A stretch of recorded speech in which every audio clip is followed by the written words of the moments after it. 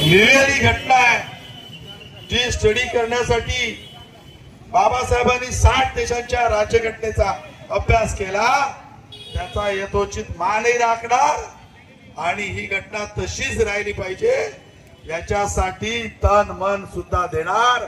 हा संकल्प आम्ही करतो. तो मोदींचा संकल्प मी तुम्हाला सांगतो.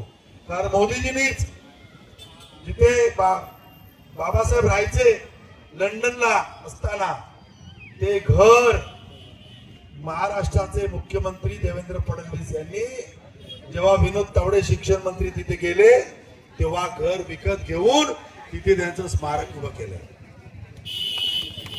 आता शिवाजी पार्कला विश्वातलं 3 नंबरचं उंचीचं स्मारक आणि देशातलं 1 नंबरचं असं 450 फूट उंचीच्या स्मारकाचं काम दादरला हिंदू मिलला जोरात चालू आहे. पुढच्या वर्षीपर्यंत तो पूर्ण होईल ही सुद्धा कमिटमेंट आमची आहे. बाबासाहेबांच्या मऊ जन्मगावी तिथे सुद्धा स्मारक उभारलं गेलंय.